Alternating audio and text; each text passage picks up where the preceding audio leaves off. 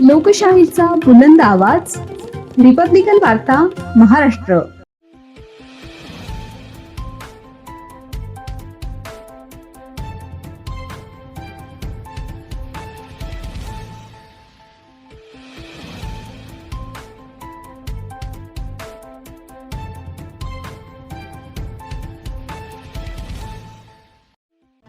जातेगाव जेऊर जिल्हा हद्द रस्त्यावरील धोकादायक परिस्थितीविरोधात निर्भय महाराष्ट्र पार्टीचे धरणे आंदोलन.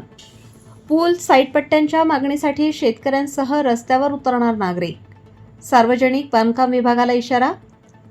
नांदगाव तालुक्यातील घाटमाथ्यावरील जातेगाव जेऊर जिल्हा हद्द रस्ता ग्राम 153 येथील अपूर्ण व निकृष्ट कामांमुळे नागरिक, विद्यार्थी आणि शेतकऱ्यांच्या जीवितास निर्माण झालेल्या धोक्याच्या निषेधार्थ निर्भय महाराष्ट्र पार्टीच्या वतीने आज दिनांक 22 जून रोजी धरणे आंदोलन पुकारण्यात आले आहे.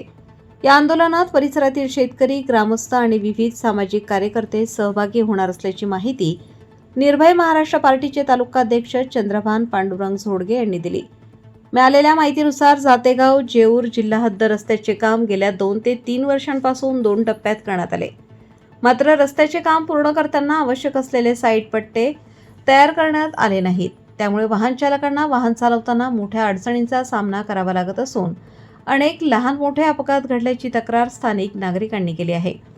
या रस्त्यावर 3 नद्या आणि एक छोटा नाला असून त्यापैकी एका नदीवर व छोट्या नाल्यावर सिमेंट पाईप टाकून तात्पुरती व्यवस्था करण्यात आली होती. मात्र सद्यस्थितीत तीही व्यवस्था कोसळल्याने नागरिकांच्या जीवितास धोका निर्माण झाला आहे. उर्वरित 2 नद्यांवर कोणत्याही प्रकारचा पूल अथवा पर्यायी मार्ग उपलब्ध नसल्याने पावसाळ्यात परिस्थिती अधिक गंभीर बनते. दरवर्षी पावसाळ्यात विद्यार्थ्यांना शाळेत जाण्यासाठी, रुग्णांना दवाखान्यात नेण्यासाठी तसेच शेतकऱ्यांना शेतीमाल बाजार समितीत पोहोचवण्यासाठी मोठी कसरत करावी लागते. नदीला पाणी आल्यास अनेक विद्यार्थ्यांचे शैक्षणिक नुकसान होते. गतवर्षी 2 विद्यार्थी नदीच्या प्रवाहात अडकले होते. मात्र स्थानिक शेतकऱ्यांच्या तत्परतेमुळे त्यांचे प्राण वाचले आणि मोठी दुर्घटना टळली होती. यावर्षीही पावसाळा सुरू झाल्याने या भागात जीवितहानीची भीती व्यक्त केली जात आहे.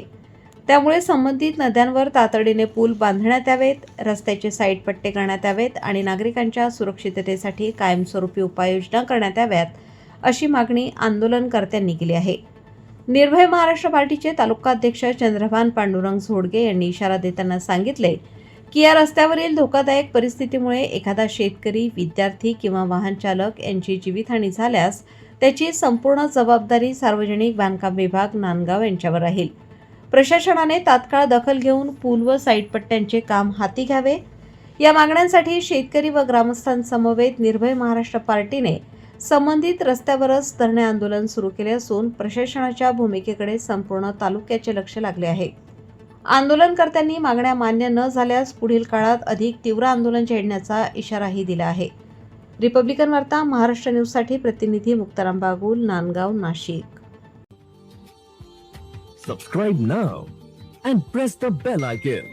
Never miss an update.